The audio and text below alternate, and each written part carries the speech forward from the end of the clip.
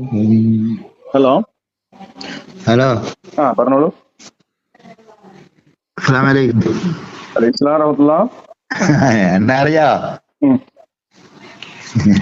സെയ്ദ് ഹുസൈൻ ജിഫ്രി ഖാദിരി. എന്ത്? സെയ്ദ് ഹുസൈൻ ജിഫ്രി ഖാദിരി. ആ മുത്തുവായ തങ്ങൾ മുമ്പ് ഞാൻ വിളിച്ചില്ലേ?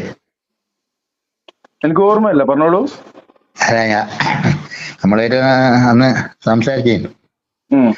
അന്നൊരു സമസ്തന്റെ കാര്യത്തെ പറ്റി, അന്ന് തെരീക്കത്ത് വിഷയത്തെ പറ്റി സംസാരിച്ചു.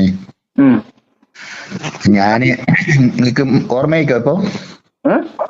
നിനക്ക് ഇപ്പൊ ഓർമ്മയായിക്കോ? ഉസ്താദിന് ഓർമ്മയായിക്കോ? എനിക്ക് മനസ്സിലായിട്ടില്ല, നിങ്ങൾ പറഞ്ഞോളൂ. അതായത് ഞാന് നിങ്ങളുമായിട്ട് ഈ പള്ളി പ്രവേശനത്തിന്റെ ഒരു പ്രശ്നം ഉണ്ടല്ലോ ഇപ്പൊ. അതിപ്പോഴുള്ളതല്ല, പണ്ടുള്ള തന്നെ. തന്നെ അത് മനസ്സിലായി. അത് അല്ല, ഇപ്പൊ പ്രത്യേകിച്ച് ഒരു പണക്കാട്ട വകയിലുള്ള ഒരു കുട്ടി പറഞ്ഞ കാര്യത്തെ പറ്റി ആ ഉണ്ടായിക്കണ്ടല്ലോ. ഉം. അതില് ഈ സമസ്തക്കാര് പ്രത്യേകിച്ച് പറയുന്നുണ്ടല്ലോ, പള്ളിപ്രവേശനം എന്ന് പറയുന്ന കാര്യം നിഷിദ്ധമാണെന്നും അത് വെറും മുജാഹിദ് വാദം മാത്രമാണെന്നുള്ള ഒരു അഭിപ്രായം ഉണ്ടല്ലോ അവർക്ക്. ഉം.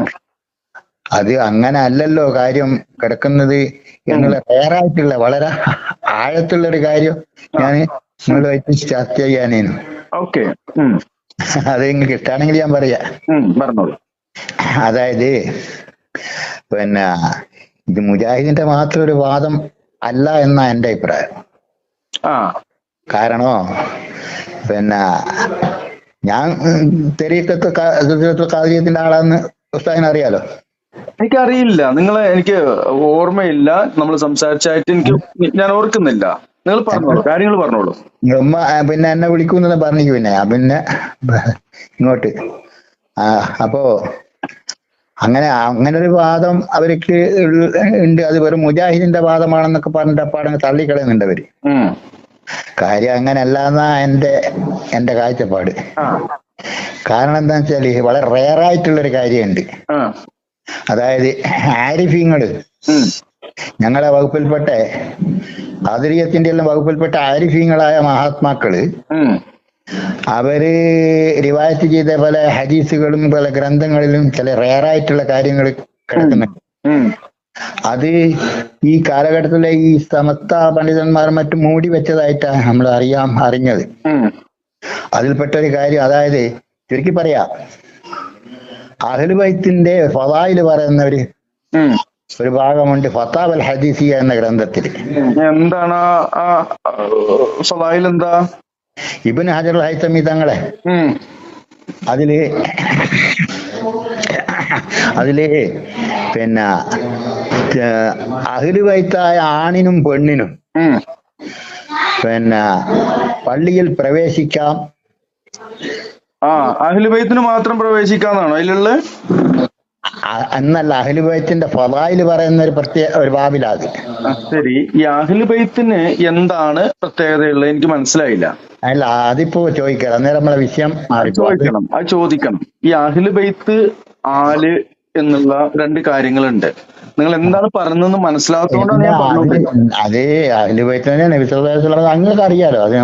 അഹ്ലു ബൈത്ത് റസൂലുള്ളാഹിന്റെ കുടുംബം. അതെ, ഇത് ഈ റസൂലുള്ളാഹിന്റെ കുടുംബം എന്ന് പറയുന്നത്, ഈ ഹജ്ജ് ചെയ്തു വന്നവനൊക്കെ ഹാജിയർ എന്ന് പറഞ്ഞ പോലെയാണ് ഇവിടെ ഈ അഹ്ലു ബൈത്തും തങ്ങളുമായിട്ട് നടക്കുന്നത്. അങ്ങനല്ല, അങ്ങനെ തന്നെയാണ്. സൗദി അറേബ്യയിൽ ഒരൊറ്റ അഹ്ലു ബൈത്തുമില്ല. അതെന്തേ? മുജാഹിദൊന്നും അങ്ങനെ നിഷേധിക്കുന്നില്ല കാര്യം. മുജാഹിദിന്റെ കാര്യമൊന്നും എനിക്കറിയില്ല സാഹിബേ, മുസ്ലിങ്ങളുടെ കാര്യമാണ് ഞാൻ ചോദിക്കുന്നത്. അതെ, അല്ല, മനുഷ്യർക്ക് ഒരു മനുഷ്യന് മറ്റൊരു മനുഷ്യനേക്കാൾ എന്തെങ്കിലും വലിയൊരു ജന്മം കൊണ്ടൊരു പ്രത്യേകത ഉണ്ടോ സാഹിബേ? അതിപ്പോ അല്ല ഞാൻ ചോദിച്ചത് പ്രവാചകർ സ്വല്ലല്ലാഹു അലൈഹി വസല്ലമ നമ്മുടെ ഉമ്മത്തിന്റെ നബിയാണ്, ഖാത്തിമുൽ അംബിയ ആണ്, റസൂലുകളുടെ ഒക്കെ സയ്യിദാണ്. അല്ലേ? അതെ. ആ റസൂലുള്ളാഹിന്റെ ഉമ്മത്തില് ഒരു തങ്ങളുടെ മകനായിട്ട്, ഒരു തങ്ങളുടെയും തങ്ങൾച്ചിയുടെയും മകനായിട്ട് ഒരാള് ജനിച്ചു എന്നതുകൊണ്ട് എന്തെങ്കിലും പവിത്രത ഉണ്ട് നിങ്ങൾ വിശ്വസിക്കുന്നുണ്ടോ? അല്ല, അവിടത്തേക്കാണ് ഞാൻ വരുന്നത്. പറഞ്ഞോളി. അപ്പൊ അങ്ങനെ അതിലുള്ള കാര്യമാണ് ഞാൻ പറയുന്നത്. ഏതിലുള്ളത്? ഈ ഫത്താവൽ ഹദീസിലുണ്ട് എന്ന് പറയുന്ന കാര്യം. ഫത്താവൽ ഹദീസിലുള്ള ഹദീസ് അത് സഹീഹാണോ അതിന്റെ മത്തനും സനദും ഒക്കെ നിങ്ങൾ പരിശോധിച്ചിട്ടുണ്ടോ? അല്ല അങ്ങനെ നിങ്ങൾ ഇതുപോലെയുള്ള സംസാരങ്ങൾക്ക് എനിക്ക് കൂടുതൽ താല്പര്യമില്ല. ഒരു മനുഷ്യന് ജന്മം കൊണ്ട് വലിയൊരു പവിത്രത ഉണ്ട് എന്ന് നിങ്ങൾ മനസ്സിലാക്കുന്നുണ്ടെങ്കിൽ നിങ്ങൾ ആ ഒരു കുടുംബ വാഴ്ചയുടെ അടിസ്ഥാനത്തിലാണ് സംസാരിക്കുന്നതെങ്കിൽ ഞാൻ അങ്ങനെയല്ല. അള്ളാഹു സുബ്ഹാനഹു വ തആലയും റസൂലുള്ളാഹി സ്വല്ലല്ലാഹി അലൈഹി വസല്ലമയും മാ ഖാല അല്ലാഹു വമാ ഖാല റസൂൽ അതിൽ എന്തെങ്കിലും പറയാനുണ്ടോ? അഹ്ലു ബൈത്ത് എന്ന് പറഞ്ഞു കഴിഞ്ഞാൽ അങ്ങനെ ഒരു സംഭവം ഉണ്ടായിരുന്നോ? അത് ഉണ്ടായിരുന്ന കാലഘട്ടത്തിൽ സ്വഹാബാക്കളുടെയും താബഈങ്ങളുടെയും കാലഘട്ടത്തിൽ അവർക്ക് അറിയാമായിരുന്നോ? ഇത് കഴിഞ്ഞിട്ട് ഞങ്ങളൊക്കെ തങ്ങളാണെന്നും പറഞ്ഞു നടക്കുന്ന ആളുകളുടെ കഥ ഒന്നും എന്റെ അടുത്ത് പറയണ്ട, ദയവ് ചെയ്തിട്ട് പറഞ്ഞോളി. ആയിക്കോട്ടെ. അങ്ങനെ പറഞ്ഞിട്ടില്ലേ? അങ്ങനെയൊന്നും പറഞ്ഞിട്ടില്ല. ഞാനും മുജാഹിദിന്റെ വാദത്തോട് യോജിച്ചിട്ട് ഞാൻ മുജാഹിദിന്റെ വാദത്തോട് യോജിക്കുന്നതാണെന്ന് എവിടെയെങ്കിലും പറഞ്ഞിട്ടുണ്ടോ? ഖുർആനും സുന്നത്തുമാണ് എന്റെ വാദം. നിങ്ങൾ തെറ്റിദ്ധരിച്ചിരിക്കുകയാണ് സാഹിബേ. ഞാനൊരു മുജാഹിദാണെന്ന് തെറ്റിദ്ധരിച്ചിട്ടാണ്. മുജാഹിദ് ഞാൻ മുജാഹിദാണ്, മുജാഹിദ് സംഘടനക്കാരനല്ല. ദയവ് ചെയ്തിട്ട് നിങ്ങൾ ആദ്യം മനസ്സിലാക്കണം. അങ്ങനെ ഞാൻ പറഞ്ഞിട്ടില്ല. നിങ്ങൾ മുജാഹിദാന്ന് പറഞ്ഞിട്ടില്ല. ഞാൻ ഖാദിരിയാണ്, നിങ്ങൾ മുജാഹിദാന്ന് പറഞ്ഞിട്ടില്ല. മുജാഹിദിനോട് എനിക്കൊരു ഈ ഖാദിരി ത്വരീഖത്ത് എടുത്ത് കിടക്കണം മുജാഹിദ് സംഘടനക്കാരനെ ഞാൻ ആദ്യമായിട്ട് കേൾക്കുകയാണ്. പറഞ്ഞോളി. ഞാൻ ജസ്തി ത്വരീഖത്തുകാരനായിരുന്നു. ത്വരീഖത്ത് മുഴുവൻ ഷിയായിസാണ്, ജൂതായിസാണ്. ഞാൻ തെളിയിച്ചു തരാം. അങ്ങനെയുണ്ട്. ആ വിഷയം നമ്മളിപ്പോ ചർച്ച ചെയ്താലേ അത് വിഷയമാണ് ചർച്ച ചെയ്യേണ്ടത്. അഹ്ലുബൈത്ത് എന്നും പറഞ്ഞിട്ട് ഇവിടെ ഉള്ള ഈ തങ്ങൾ എന്ന് പറഞ്ഞു നടക്കുന്ന കോച്ചറായികളൊക്കെ ഭയങ്കര സംഭവമാണെന്നാണോ നിങ്ങൾ പറയണത്? പറഞ്ഞോളി. അതല്ല പറയുന്നത്. ഹജ്ജ് ചെയ്തവൻ ആജിയാണോ? ഹജ്ജ് ചെയ്തവൻ ആജിയാണോ? അതെ, ആജിയാണ്. ഹജ്ജ് ചെയ്തവൻ ആജിയ? ഹജ്ജ് ചെയ്തവനോ? അതെനിക്ക് മനസ്സിലാക്കില്ല ചോദ്യം. ഇവിടെ പല ആളുകളെയും ഹാജി എന്ന് വിളിക്കാറുണ്ട്. ഈ ഹാജി എന്ന് വിളിക്കുന്നത് ആരെയാണ്? ഹജ്ജിന് പോയ ആളുകളല്ലേ വിളിക്കൽ? ഹജ്ജിന് പോയ ആളുകളെ അവിടെ ഇഹ്റാമിലുള്ള സമയത്ത് ഹാജി എന്ന് വിളിക്കും. അത് കഴിഞ്ഞിട്ട് ഹജ്ജും ചെയ്തിട്ട് കുടിയിൽ വന്നിട്ട് കടന്നുറങ്ങി നീച്ചോനെയൊക്കെ ഹാജി എന്ന് വിളിക്കുന്നത് ഏത് ഇസ്ലാമാണ്? അതൊന്നും എനിക്ക് അതിനോടൊന്നും യോജിപ്പില്ല. എന്തിനാ നിങ്ങൾ വിളിച്ചിട്ടില്ല? നിങ്ങൾ ഖാദിരിയ ത്വരീഖത്തിന്റെ കാര്യമാണെച്ചെങ്കിൽ എനിക്കത് പറയാൻ അതല്ല ഇവിടെ പറയുന്നത്. പറഞ്ഞോളി. അതൊന്നല്ലേ വിഷയം. എന്താ നിങ്ങൾക്ക് പറയാനുള്ള എന്താ?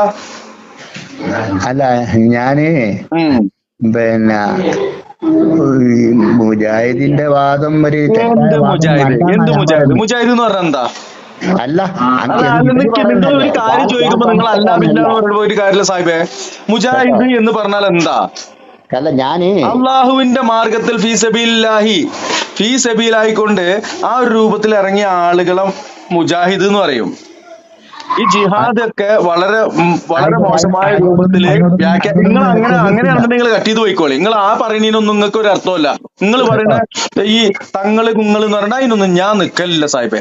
അല്ല പിന്നെ എന്താണ്? എന്താ കാര്യം പറയും? ഇങ്ങനെ കുറെ നേരം ഇരുന്നിട്ട് ഇങ്ങനെ സംസാരിക്കാൻ സമയമല്ല എനിക്കാണ്. പറഞ്ഞോളി.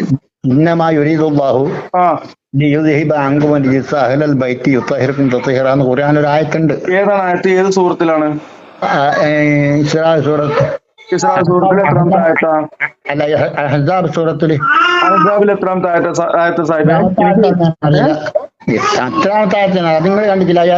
ഒരു മിനിറ്റ് നമുക്കൊന്ന് നോക്കുക. നിങ്ങൾ പറഞ്ഞാൽ എന്താണെന്ന് അറിയണല്ലോ. ഈ മൊയ്ലിയാക്കന്മാര്, സമസ്ത മൊയ്ലിയാക്കന്മാര് അറബിണ്ട് പറയും. സാധുക്കളൊക്കെ കരുതുക പരിശുദ്ധ ഖുർആന്റെ നടുക്കഷ്ടാണെന്ന് കരുതും. അങ്ങനെ പറഞ്ഞ കാര്യമില്ല. അഹ്സാബില് എത്രാമത്തെ ആയത്താ? മൻസൂർ ഭായി, ഞാന് ഒരു പിന്നെ ഞാൻ സമസ്തക്കാരനല്ല. നിങ്ങൾ സംസ്ഥക്കാരനല്ലെങ്കിൽ നിങ്ങൾ സംസ്ഥക്കാരെക്കാളും പേച്ച വിശ്വാസമാണ് ഇപ്പൊ എന്റെ അടുത്ത് സംസാരിച്ചു കൊണ്ടിരുന്നത്. അഹ്ലുബൈത്തിന് എന്തോ പ്രത്യേകത ഉണ്ടെന്ന് പറഞ്ഞുകൊണ്ട് നടക്കുന്നത്. അഹ്ലുബൈത്തിന് പ്രത്യേകത ഉണ്ട്. ഇന്ന് കേരളത്തിൽ അഹ്ലുബൈത്ത് ഉണ്ട് എന്നുള്ളത് എനിക്ക് വിശ്വസിക്കാൻ ബുദ്ധിമുട്ടുണ്ട്. ഈ യമനെന്ന് വന്ന പിന്നെ കാട്ടറായികളൊക്കെ കാട്ടറബികളൊക്കെ അഹ്ലുബൈത്താന്നും പറഞ്ഞിട്ട് നടക്കുകയാണ്. പറഞ്ഞോളി. പിന്നെ വിളിക്കാം. അതാണ് നല്ലത്. ഈ കാര്യം പറഞ്ഞിട്ട് ഇനി എനിക്ക് വിളിക്കണ്ട. അല്ലേ? ശരി.